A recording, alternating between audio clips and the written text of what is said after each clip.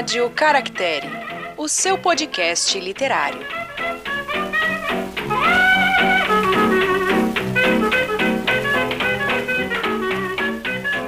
Olá, livrólicos de plantão! Sejam muito bem-vindos a mais um episódio da Rádio Caractere.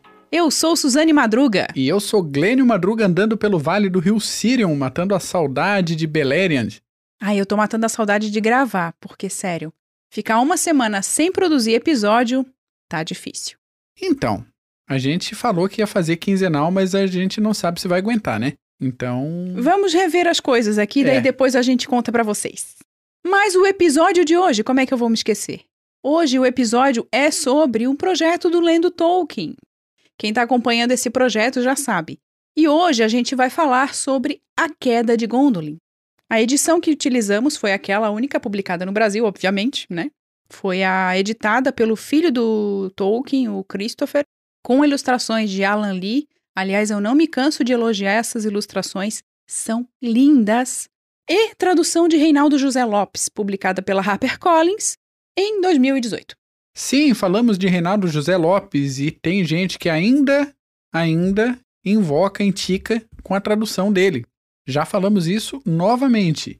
Orcs com C-S ou Q-U-E e Goblins não faz a menor diferença para o entendimento e para você aproveitar essa história. Então, se você está preocupado com isso, e se esse é, de repente, um diferencial, você pensar, vou comprar, não vou comprar por causa disso, vai tranquilo. Não tem dificuldade de leitura nesse caso. Talvez você tenha dificuldade de leitura do Silmarillion, que é uma história um pouquinho mais truncada, é ali o início da mitologia, o esboço da mitologia, segundo Christopher, mas não é problema na interpretação por causa do uso, né, da escolha tradutória do Reinaldo e dos outros tradutores que têm feito esse trabalho com a HarperCollins. Então, vamos seguir, não é mesmo? Porque hoje a gente tem bastante coisa para falar. A Queda de Gondolin é o terceiro conto da Terra-média, que a gente vem seguindo aí uma linha meio que cronológica do assunto. A gente começou lá com o Silmarillion, depois a gente fez a leitura de Beren e Lúthien, o episódio mais recente foi sobre os filhos de Húrin, e agora a gente está falando de A Queda de Gondolin. O que isso nos diz? E o que a partir dessa leitura a gente pode contar para você? Que todas essas histórias estão relacionadas. Os personagens que a gente encontra aqui em A Queda de Gondolin, eles são importantíssimos para entender a mitologia, para entender a primeira era da Terra-média, para entender como se configura o futuro dessa Terra-média sendo habitada por homens, né, por mortais. E daí a gente tem alguns personagens importantes. Para quem já leu ou já acompanhou o nosso episódio sobre os filhos de Húrin, talvez espere um pouquinho que Húrin vá aparecer aqui em A Queda de Gondolin. Eu fiquei esperando e não apareceu. Na verdade, ele aparece citado várias vezes porque a Batalha das Lágrimas Inumeráveis, que é a batalha em que Húrin é preso por Morgoth, aparece citada várias vezes. Por que várias vezes? A estrutura da Queda de Gondolin aqui, feita pelo Christopher, ele apresenta a explicação de como ele montou essa obra, que é uma obra de estudos, e ele também apresenta o primeiro conto, as explicações do primeiro conto, com base no Silmarillion, e a última versão do conto. É interessante a gente expandir um pouco isso que a gente falou, que é uma obra mais de estudo. Porque a gente já viu essa história. Você que já leu o Silmarillion já conhece a história da Queda de Gondolin, já conhece a história dos filhos de Húrin, mas o Christopher traz pra gente a gênese dessa história. E talvez esse seja um dos grandes valores dessa montagem de A Queda de Gondolin, porque a gente primeiro lê a história mais ou menos do jeito que ela foi montada na cabeça do Tolkien lá em 1916. Foi o primeiro conto que foi organizado na cabeça dele. E isso durante a Primeira Guerra Mundial. E depois a gente acompanha as evoluções dessa história e de como o Tolkien costurou essa história avulsa com os personagens da Terra-média, da história, do Legendarium, do negócio todo. que aliás vai culminar em O Silmarillion para finalizar essa história e fazer todo o link com a história posterior, que é a História dos Anéis. Falando a respeito disso, é importante já a gente trazer esse dado, que está no livro, inclusive, que o Tolkien ele queria publicar o Silmarillion com O Senhor dos Anéis. Ele queria fazer uma obra só, como se fosse uma trajetória só. Mas eu acho que estava tão confusa na própria cabeça do Tolkien que ele não conseguiu explicar e fazer com que os editores entendessem, né, o editor, no caso, entendesse que aquela obra tinha relação com O Senhor dos Anéis. E daí ele não conseguiu. E outro problema também é que no período em que ele publicou O Senhor dos Anéis, havia uma questão de papel. Problema de falta de papel. E problema de organização do nosso prolixo Tolkien, né? Pensei nesse sentido para refletir a respeito da dificuldade dele de explicar por que essa obra era importante para o Senhor dos Anéis. Lembremos que Tolkien não terminou o Silmarillion em vida. Quem teve que dar fim no Silmarillion foi o Christopher. Nem isso, né, Tolkien? Nem isso. Então, quando você vai ler, você comprar aí com o nosso link da Amazon, O Senhor dos Anéis, vai chegar no terceiro livro, e o terceiro livro, metade é o livro, a outra metade praticamente é anexo. Sim. Explicando as coisas que ficaram pendentes. A Queda de Gondolin é bem composta por essa estrutura. Tem os dois contos ali, mas entre um conto e outro, e no final da última versão do conto, tem explicações e explicações e explicações, em que o Christopher apresenta as diferenças entre os dois contos e as similaridades, né? As coisas que são iguais ou que se complementam. Na leitura que eu fiz, e daí eu já posso falar a respeito da experiência de leitura, eu vi muito complemento. No primeiro conto, o Tolkien ele se dedica mais a explicar como ocorreu a queda de Gondolin. Isso não é spoiler, tá, gente? Tá no título.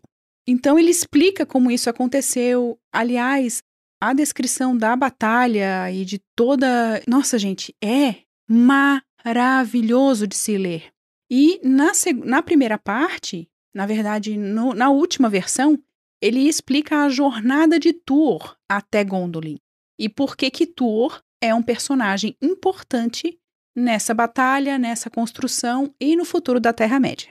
E a gente pode acompanhar e perceber algumas influências interessantes. A gente sabe que o Tolkien era aficionado por mitologia nórdica e todas essas estruturas narrativas do norte da Europa.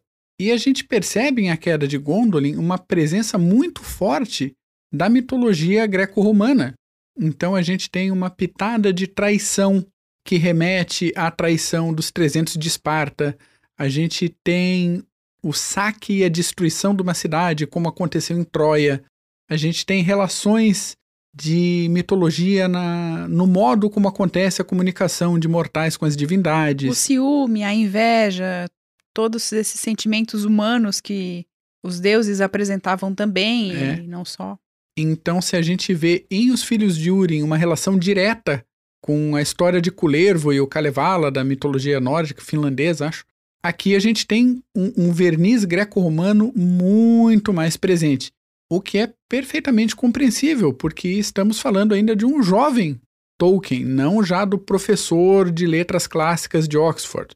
E as influências que ele tinha de leitura eram outras nessa época. E indo então para o conto, né, para o conto de A Queda de Gondolin, a gente tem... Eu vou tratar a história por completo aqui. Eu não vou dizer... eu vou explicar primeiro um conto e depois o outro, até mesmo porque o Tolkien faz o caminho inverso, né? Ele começa do final. Ou melhor, ele começa da parte da guerra, em que acontece a queda, em que Gondolin perde o seu poderio e é conquistada por Morgoth. E a segunda parte, que é a última versão, ele fala do Tuor. E quem é Tuor? Tuor é filho de Uor, que é irmão de Húrin, pai de Túrin. Pois é, o Tuor é esse parente de Húrin, esse sobrinho de Húrin, na verdade, e primo de Túrin, que a gente viu lá em Os Filhos de Húrin. Túrin Turambar, o Espada Negra, o Senhor do Destino. Exatamente. E com essa ligação familiar, a gente pode perguntar, mas de onde surgiu essa criatura? De onde veio o Tuor? Naquela batalha das lágrimas inumeráveis, em que Morgoth vence e sequestra, né, fica guardando com ele o Húrin e depois faz toda aquela sacanagem com o rapaz? Pois é, nessa batalha, Túr era criança e a família dele acaba fugindo junto com outros grupos de elfos que moravam naquele lugar em que a batalha acontece. Nessa fuga, o pai de Túr, o irmão de Húrin, morre e a mãe foge com ele. Ao descobrir que o marido morreu, ela volta para o lugar onde o marido tinha morrido e morre também. Então, o Túr fica órfão e sendo, então, criado pelos elfos. E por isso também que ele vai apresentar um grande afeto pelos elfos, conhecimento das suas práticas. Da língua. Com o passar do tempo, o Túr vai crescendo e nesse desenvolvimento da história dele, ele vai passando de lugar para lugar, porque como ele era um fugitivo daquela guerra, daquela batalha, Morgoth estava a todo momento tentando pegar os elfos, tentando acabar com os elfos, tentando dominar tudo. E nessas fugas ele é preso em determinado momento, consegue fugir, e nessa fuga ele chega então a esse rio que o Glênio comentou lá no comecinho do episódio, o rio Sirion. E nesse rio Sirion, ele vai então ter contato com um deus. Aliás, um dos deuses mais poderosos da Terra-média, que é o Ulmo. Ulmo, lembremos lá do Silmarillion. O deus supremo, o grande criador, é Eru Ilúvatar, que tem os Valares, as divindades de primeira categoria, como os seres que vão conduzir a música da criação. Então, o ser mais poderoso é Manwë, o segundo em poder é Ulmo, o Senhor das Águas, o que seria mais ou menos bem por alto, tá? Equivalente ao Netuno. Fazendo um outro ganchinho aqui, o que seria o Valar mais poderoso era o Morgoth. Só que como o Morgoth se revoltou com a criação, ele já não é mais contado entre os Valar. Então, temos aí o segundo em escala, o Senhor Ulmo. Segundo a página 218 aqui da Queda de Gondolin, não há como superestimar os poderes divinos de Ulmo, o mais poderoso dos deuses, com exceção apenas de Manwë, em seu vasto conhecimento e presciência, e em sua habilidade inconcebível de entrar nas mentes de outros seres e de influenciar seus pensamentos e mesmo seu entendimento à distância. Como Senhor das Águas, ele ouve tudo o que acontece perto dos rios, dos mares, e ele está presente pelas veias da Terra-média, segundo fala dos personagens. Fora que ele também interfere em como o próprio Túr se comporta quando vai dar o recado, porque o Túr, nessa história toda, ele tem uma missão, e a missão dele é chegar a Gondolin e avisar Turgon, que é o rei de Gondolin, que vai haver uma guerra e que é preciso se preparar. E o próprio Ulmo vai falar através de Túr, ele vai usar o Túr para dar o recado lá pro rei Turgon, que não vai dar muito certo, na verdade, e é por isso que Gondolin cai. Já dando aí a dica. Inclusive, enquanto o Túr se encaminha para Gondolin, ali perto do rio Sirion, e ele vê o Ulmo que se apresenta para ele, diz o que ele tem que fazer, ele encontra um guia. E esse guia é o elfo Voronwë, acho que é assim que se pronuncia. Se não for, acontece por aí, né? Ninguém fala Sindarin aqui, então, eu acho por que favor. Não. E esse elfo, ele nasceu em Gondolin. E daí a gente pode falar um pouquinho das diferenças entre os elfos. Afinal de contas, a gente pode pensar que é tudo a mesma coisa, tudo é elfideu. Mas não, eles têm as diferenças entre eles também. Gondolin é a cidade oculta. Cidade que ficou fortificada. A cidade dos 7 nomes, dos 7 portões. Que está protegida por uma série de recursos desde mágicos até físicos. Dos poderes e da busca de Morgoth. Mas por que eles foram se enfiar lá? Né? E por que essa cidade está oculta? O próprio Voronwë, ele é o último dos emissários de Gondolin a tentar chegar de barco a Valinor. E tem todo um rolê de uma maldição, um desentendimento entre os Valar e os elfos, que os elfos praticamente foram proibidos de voltar para Valinor. Como assim voltar? Vamos lá, tentar resumir um pouquinho da história dos elfos aqui, para quem já leu o Silmarillion, para quem não leu, fica a dica. Depois da criação do mundo e do despertar dos primogênitos, os primeiros filhos de Eru Ilúvatar, Lá numa localidade chamada Cuivienen, surgiram 3 grandes famílias de elfos. A primeira é os Vanyar, que foram os primeiros a conduzir uma marcha para oeste, em direção a Valinor, a Terra dos Deuses, que tinha uma aparência de cabelos louros e olhos azuis. Ok. A segunda leva foi formada pelos Noldor, liderados por um camarada chamado Finwë. Esse povo de cabelos escuros e olhos cinzentos, também conhecidos como elfos cinzentos em algumas citações. O terceiro povo, os Teleri, formaram a terceira e a maior leva, liderados por Thingol e pelo seu irmão Olwë. Os Teleri vão se dividir. Em determinado momento, o Thingol se casa com a Melian, uma Maiar, uma divindade de segunda categoria, e esses dois são pais da Lúthien. Então a gente vai ver toda a história de Beren e Lúthien a partir de Doriath, que é o reino deles, e essa relação elfo, Maiar e afins. Muitos desses Teleri não deixaram a Terra-média em direção a Valinor. Um outro grupo foi para lá. Alguns se perderam, eles também tiveram algumas batalhas entre eles, né? Desentendimentos. E desse povo surgiram 2 divisões, que são os Nandor e os Sindar. Aparência geral, cabelos prateados, olhos cinzentos e pele morena. Por que eu quis costurar isso aqui? A população de Gondolin era formada na maioria por Noldor e por Sindares.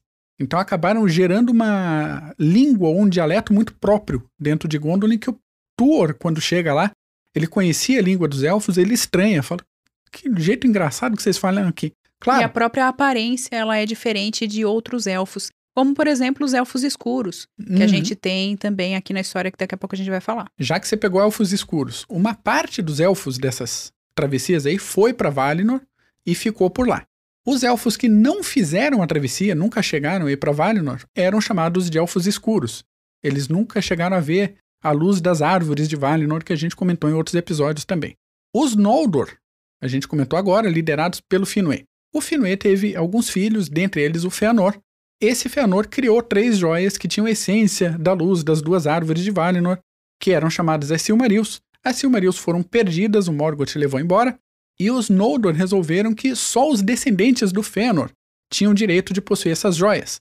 Aí os Noldor saíram de Valinor, massacraram um grupo de Teleri que estava ali na praia vivendo a vida deles bem tranquilo, e despertaram a ira dos Valares. Essa briga toda, essa traição, esse fratricídio, bela palavra, entre elfos, causou essa ira dos Valares e falou, então, vocês não voltam, vocês estão proibidos de voltar aqui. E entra o Valar responsável pelo submundo, o tal de Mandus, que faz a profecia dele. Ele diz o seguinte, que por conta da traição dos Noldor, todo esse povo será destruído, a não ser os que conseguirem voltar a Valinor e se submeter ao julgamento dos deuses. E ele fala que a tragédia virá por meio de traições. Por isso a gente vê no Silmarillion toda uma série de desgraça, de acontecimento, de coisa, que parece que Noldor só se ferra.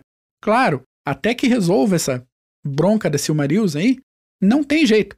Indo lá para a Batalha das Lágrimas Inumeráveis, e relembrando agora que a gente falou em Filhos de Húrin, acontece a batalha, o Morgoth está ganhando terreno, Húrin e Uor seguram as pontas da batalha até um certo momento, né? E falam pro Turgon, te some pra tua cidade, volta pro teu canto lá e protege os teus. Que lugar era esse? Era Gondolin. Então a gente tinha na Terra-média nesse momento alguns reinos de elfos que estavam sendo derrotados pelo Morgoth e o último refúgio era justamente Gondolin. Então a importância geral de Gondolin é isso, é o último reduto. O Morgoth tá louco para descobrir onde é que era essa cidade para poder destruir esse reino. E até como ele sabe a respeito de Gondolin é diferente em cada texto do de cada Tolkien. Versão.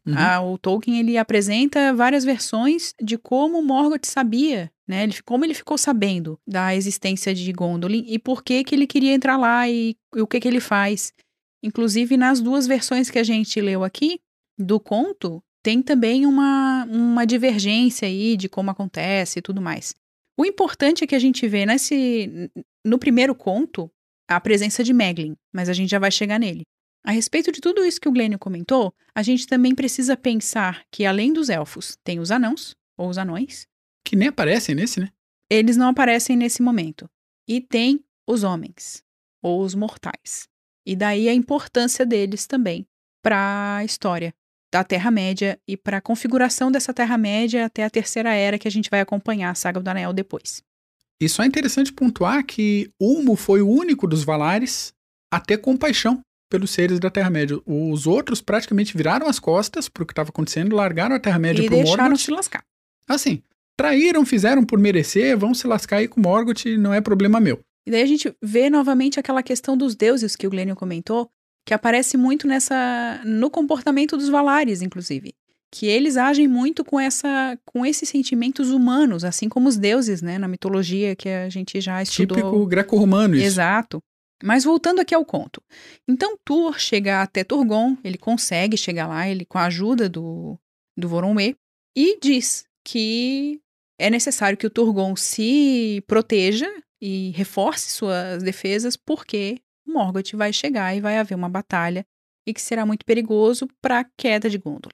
O Turgon pensa que não tem muita necessidade e tal. Ah, quer saber? Ô Tur, fica aí, te mantém aí, fica tranquilinho, que tá tudo tranquilo. O Morgoth não tem como saber, né? Ele acredita demais no poder da... E já que você chegou aqui dentro, você não vai poder sair mesmo? Se instala. Pois é, e além disso, o Tur, ele não tem nenhum castigo e ele não é desacreditado porque ele traz a questão da profecia. E que profecia é essa? Que o Turgon, ele aparece e diz assim: lembra-te de que a última esperança dos Noldor vem do mar. E quem é que vinha do mar? Sim, o Tur. O Tur com as palavras de Ulmo. E essas palavras, elas eram conhecidas na profecia, nas histórias, no que eles esperavam, né? No que os elfos ali esperavam para o futuro. E aparecendo então o Tur, eles acreditaram. Só que o Turgon, ele vai dizer, não, mas tá tudo bem, a gente tá protegido aqui, a gente não tem problema com isso. O tempo vai passando, Tur vai conquistando ali as pessoas à sua volta. Ele cria o emblema da asa para ele. Isso é bem explicado na última versão do conto e vale a pena fazer essa leitura e prestar atenção nos detalhes, no porquê que o Tur escolheu a asa de cisne. E é interessante a gente perceber nesse sentido a diferença do primeiro conto para essa última versão do conto. Na última versão, a gente tem um detalhamento de personagens. As características dos personagens são melhor desenvolvidas e a gente consegue entender o comportamento deles, o que eles estão pensando e a gente se aproxima dos personagens através da narrativa do Tolkien. Mas, voltando aqui à história, Tur avisa lá a respeito do perigo que o Morgoth estava representando para eles. Turgon diz, tudo bem, ok, fica aí, a gente tá de boas. Prepara um chimarrãozinho. Prepara um chimarrão, né, a gente vai fazer uma carninha e vamos continuar a vida. Como eu falei, Tur vai conquistando as pessoas à sua volta, ele vai assim sendo alguém de referência, alguém que as pessoas gostam, confiam, porque ele vai ajudando todo mundo. E nesse processo de ele conquistar os corações, né, dos habitantes de Gondolin, ele conquista o coração também de quem? Da filha do Turgon, a Idril.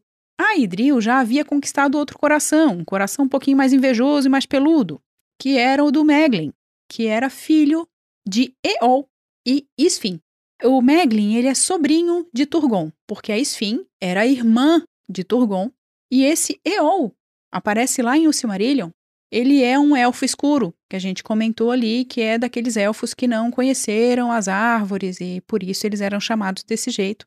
Além disso, o próprio comportamento do Meglin era um comportamento que deixava todo mundo ali desconfiado com ele. Ninguém confiava nele, apesar de ele ser príncipe de Gondolin. Curioso o comportamento do pai dele, vivendo de uma forma mais selvagem, quase. Sim. E acaba... Isso aparece, a história do pai dele aparece em O Silmarillion, não tá aqui na Queda de Gondolin, tá?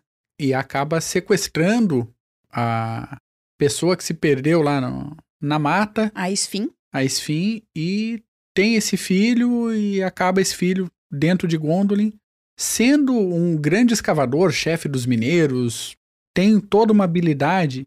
Ele quase cria um grupo paramilitar dele dentro assim da como cidade. O Tur, ele tem um grupo paramilitar que é o povo da Asa, que eles chamam de o povo da Asa, e o próprio Meglin tem esse outro grupo paramilitar que são as topeiras, né? Ele tem como símbolo a topeira. A topeira negra. Exato. Então já dá para perceber uma diferença na simbologia. Sim, a questão da terra e do ar. Não só da terra e do ar, mas do céu, né? Do que é celestial, do que é bom, do que vem para salvar. E dessa topeira, né? Do emblema ser uma topeira, ser aquele que puxa para baixo, aquele que puxa para o mal. Tá enfiado no mundo material e por aí vai. É toda uma representação que a gente consegue perceber na leitura desse conto do Tolkien. E o que acontece com o Meglin? O Meglin fica ali, né, com aquela dor de cotovelo, porque o Tuor casa com a Edril. Eles têm um filho, que é o Erendil, e o Meglin, em determinado momento, ele vai ser o autor da traição contra Gondolin. Apesar de toda a predição, né, que a Edril tem, ela sonha com o que acontece, com o perigo que o Meglin representa. O próprio Tuor acredita que, em família, não vai acontecer nada. Você também acredita, não é mesmo? Pois é. Em família não vai acontecer nada, ele não vai me trair. Pois é. Aí ele trai.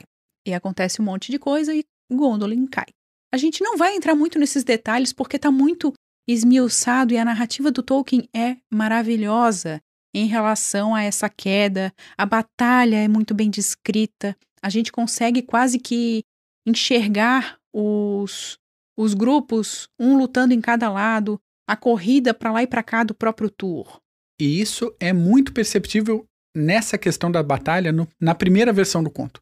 Talvez porque fosse um jovem Tolkien no meio da Primeira Guerra Mundial, a questão de batalhas estivesse mais fresca na cabeça dele para a criação de batalhas. Ela são duas batalhas, isso tentando, na verdade. Tentando encontrar referência na própria vida do Tolkien, né? Que há muito no que ele escreveu. Que tem a batalha que Gondolin cai e depois tem praticamente uma mini batalha que acaba virando um duelo mais pro finalzinho do conto, que é um negócio espetacular. Você que já leu o Senhor dos Anéis, são batalhas dignas das melhores batalhas que tem no Senhor dos Anéis. É muito bem montado, é muito bem descrito, a gente sente o cheiro de queimado, a gente escuta a pedra rolando, gente gritando, é um negócio absurdo. E nas outras versões, como a Su falou, tem toda essa questão de desenvolvimento de personagem. Então, na primeira versão tem batalhas muito boas, mas a gente quase não sabe quem é Tuor. Sim. E depois tem todo um histórico, a motivação, por que ele vai, por que ele não vai, as fraquezas dele. Também passando de forma mais tranquila. Porque sim, você que ouve a gente, é bom ler essa história. Mas um pequeno grupo acaba conseguindo fugir por um túnel, são perseguidos e conseguem, por fim, sair para outro lugar e se salvar desse rolo todo. E esse grupo vai se ligar ao que a gente tem depois, a própria formação da Era dos Homens. Porque o próprio filho do Tuor vai ser responsável pela formação do futuro dos homens, né? Do futuro dos mortais na Terra-média. Vamos mergulhar um pouquinho no Erendil, só para pegar essa importância dele para toda a obra do Tolkien? Sim, até mesmo porque o que faltou mesmo foi um conto a respeito do Erendil. Deixamos aqui a nossa nota de pesar, porque A Queda de Gondolin é uma história muito boa. Para mim ainda é mais completinha, mais intrincada, Os Filhos de Húrin. Como história mesmo, também prefiro Os Filhos de Húrin, como né, uma história mais fechada. Uhum. Mas realmente, A Queda de Gondolin ela tem a sua importância e a gente não pode negar isso. E a gente entende perfeitamente quem prefere A Queda de Gondolin, porque é incrível. Enfim, Erendil, filho de Tuor e Idril, muito obrigado pelo nome, tinha me fugido da cabeça. Ele então é filho... Pega. Ele é filho de uma elfa Noldor, descendente de Finwë e Fëanor, ligado, portanto, a toda essa tradição, essa ascendência de elfos de primeira linha que foram para Valinor, voltaram, enfim. Ou seja, meio homem, meio elfo. E a gente tem 2 casos desse na história da Terra-média, que é o Tuor e o próprio Beren. São os 2 casos de homens, né, de mortais que casam com elfas. Pelo lado dos homens, ele é filho de Tuor, neto do Ur, irmão de Húrin. Então, pertencente na verdade, ele é sobrinho-neto de Húrin, né? Isso, obrigado. Pertencente a uma das grandes famílias de homens da Terra-média. O Erendil se casa com a Elwing, que por sua vez era filha de Dior, que era filho de Beren com a Lúthien. Olha só. Então, a própria Elwing era descendente de humanos, de elfos, tanto Teleri, o Thingol era líder da terceira leva, que a gente comentou agora há pouco, e da Melian, que era uma Maiar. Então, a própria Elwing tem tudo, praticamente, nela ali. E os filhos do Elendil com a Elwyn são Elros, que foi um meio-elfo que escolheu a vida mortal e se tornou o primeiro rei de Númenor, primeiro grande reino de homens na Terra-média. Para quem vai ver lá no Senhor dos Anéis, né, os Númenóreanos, os descendentes de Númenor, é isso. Tá aí a importância do Elros e o Elrond, que escolheu o caminho dos elfos e é pai da Arwen, que tá lá no final do Senhor dos Anéis. Então assim a gente vê que o Tolkien conseguiu pegar a história. O Tolkien conseguiu pegar uma primeira versão de uma história da queda de um reino importante para os Noldor, a partir de um personagem que a gente não sabia exatamente quem é, e costurar a ascendência e a descendência desses personagens com tudo que está no Silmarillion antes, durante e depois. As 3 eras ficam amarradas nessa família. E fica claro mesmo quando a gente lê A Queda de Gondolin. Antes a gente não tem, pelo menos foi a primeira vez que eu li essas obras, né, os contos do Tolkien. O próprio Silmarillion eu não havia lido antes, então foi muito confuso. Eu confesso, assim, foi extremamente confuso ler o Silmarillion para mim. Ainda pretendo retomar essa leitura, eu tinha dito para mim mesma que eu não ia reler. Mas hoje, depois de ler A Queda de Gondolin, eu já penso diferente. Eu já penso que quando eu for reler o Silmarillion vai ser outra experiência. Foi até uma coisa que eu comentei com o Glênio em off, que se eu tivesse, talvez, lido os contos antes, provavelmente eu teria entendido melhor o Silmarillion. Então a gente fica aí nessa do que é melhor, né? O que é melhor ler primeiro? Me perguntaram uma vez, mas vocês estão lendo por quê? Nessa ordem? Nessa ordem. E daí a gente respondeu, é a ordem que foi, né, que se apresenta como a cronológica, né?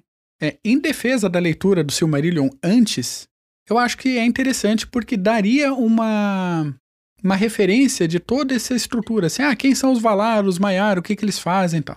Mas como o Silmarillion é meio desagregado, são contos... Meio? São contos independentes que tem ali uma certa sequência, mas a gente que procura uma história com começo, meio e fim, não tem exatamente isso no Silmarillion. Então a gente não sabe que personagem dá uma ênfase maior, quem que vai ser mais importante depois. E às vezes a gente joga alguns nomes na lixeira mental. Sim. E a pessoa volta depois, o elfo volta depois, a gente, meu Deus, quem é esse cara que eu não lembro mais? É a questão do Eol ali, que é o pai do Meglin, por exemplo. Quando eu li sobre ele em A Queda de Gondolin, eu lembrei, assim, opa, isso aqui tem no Silmarillion. E lá fui eu vasculhar o Silmarillion e achei. E realmente aquilo começou a fazer assim, fez um pum, aquela iluminação mental. Ficou muito mais claro. Mas realmente a gente não tem como saber para cada leitor como vai ser. Talvez eu tenha essa impressão de que teria sido melhor para mim, Suzane, como leitora, ter lido primeiro os contos, porque tendo essa relação com os personagens um pouco mais próxima, eu conseguisse entender melhor o Silmarillion. E vem a clássica pergunta que fazem pra gente também. Mas eu preciso ler o Silmarillion para ler A Queda de Gondolin, entender? Não. Existe um glossário muito bom no fim do livro. O glossário desse livro é maravilhoso. E mais, o Christopher Tolkien, ele faz um trabalho de edição e de notas, de textos sobre o esboço, sobre a mitologia, sobre a construção dessas histórias, de uma maneira uma clara. Sequência de anexos no final também, perto do glossário ali. Só pra gente ter uma ideia, entre um conto, né, o conto, a primeira versão do conto e a última, né, a segunda versão, ele faz toda uma explicação, ele tem vários textos explicando o primeiro conto. E depois, quando ele passa pro segundo conto, também tem mais textos depois, explicando e explicando a relação desses contos, nesse caso, dessas versões do conto da Queda de Gondolin, com o Silmarillion. Então ele faz essa relação, essa costura, e fica ótimo, assim, de compreender. E você que não sabe quem é um, quem é outro, vai nas notas complementares, vai no glossário, tá tudo explicadinho de uma maneira fácil. Os nomes estão ali tudo, assim, gente, quem é filho de quem é da família tal. Tem árvore genealógica. Nossa, incrível. Tá tudo bonitinho lá. E a partir de tudo isso que a gente comentou aqui, acredito que a gente tenha dado um pouquinho da nossa impressão dessa leitura da Queda de Gondolin para você, que tá ouvindo a gente, e também esse estímulo para pegar essa obra, não ter medo ou aquele receio que alguns têm de não compreender, ou um receio de achar chato e perder o interesse pela obra do Tolkien. Não, vale a pena, vale a pena. E no fim das contas, o que acontece depois que Gondolin cai? A gente tem também um textinho complementar, ali o que seria o que talvez seria o grande conto de Elendil. E o resto da história tá no Silmarillion, questão da última batalha com Morgoth, como é que ele cai, e a sequência, o que esperar para a Segunda Era após a queda de Morgoth. Mas é uma leitura que exige um pouquinho de tempo. Então, assim, se o Glênio comentou no começo e a gente vem repetindo aqui, não é aquela leitura como você estivesse lendo um romance para, né, acalmar os nervos aí nesse momento de ficar em casa. Não. É um material mais de estudo mesmo para entender esse mundo. Então, exige um pouquinho mais de atenção. Você vai precisar, talvez, recorrer bastante, talvez não menos, mas bastante, ao glossário no final do livro e fazer essas relações entre os personagens e de que era que eles são, ou de qual tempo, qual família, da onde que vem. Que a Primeira Era é longa, né? Acontece coisa pra caramba. Tem muita coisa. E esse é mais, né, tá indo pro desfecho dessa Primeira Era, então ainda tem mais coisa que não foi comentado, que não foi escrito pelo Tolkien, infelizmente. Então, assim, é perceber isso, essa leitura mais atenta, essa leitura com calma, pegar os nomes ali, porque às vezes a gente pode ter a seguinte impressão, a gente vai ler com aquele furor de que, eu vou ler um romance aqui, vou passar meu tempo, e daí a gente não entende porque que nomes são esses, né? São nomes completamente diferentes do que a nossa realidade linguística apresenta. É realmente um outro mundo que o Tolkien constrói. Então a gente tem aí esse recadinho, quem sabe, esse conselho. Não sei como você pretende lidar com isso, mas de ler com calma, de ler com paciência e buscando essas referências ou no glossário ou nos outros livros que você já tenha lido.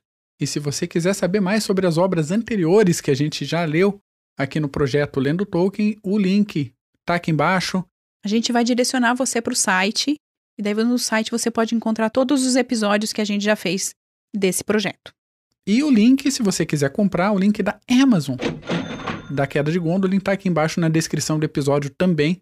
Fica o link e fica a recomendação fortíssima para quem gosta de histórias da Terra-média. É isso aí. Para quem já leu, manda pra gente alguma impressão que você teve que a gente acabou não comentando. A gente tentou não falar muito dos finais, mas é muito difícil a gente não contar porque tá como eu disse, o final ele tá ali no título, né? A Queda de Gondolin é sobre a queda de uma cidade. Então, ou seja, é sobre guerra, né? Sobre destruição, é sobre o mal que o Morgoth representa, tomando conta de tudo. Balrogs, dragões incendiando, derrubando as coisas, chicotes flamejantes. Adoro. Mas é isso, assim, a gente fica com essa recomendação. Quer se despedir? Quero, claro, sempre. E deixando um abraço amplexo literário para você que escutou, acompanhou a gente até aqui. E até o próximo episódio, talvez semana que vem já. Muito bem, gente. Finalizando esse episódio, a gente agradece a companhia de sempre, a audiência, a participação de vocês nas redes sociais quando mandam mensagem pra gente, ou lá no YouTube, que você pode se inscrever se você quiser. Que a gente tá aí com alguns planejamentos de fazer, quem sabe, mais conteúdos lá no YouTube. Então você pode nos acompanhar por lá também. Agradecendo então, a gente deixa aquele recadinho de sempre. Pega um livro, relaxa o corpinho e até a próxima.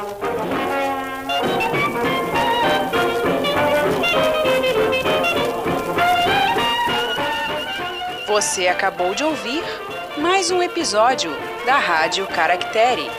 Entre em contato conosco. Links na descrição do episódio.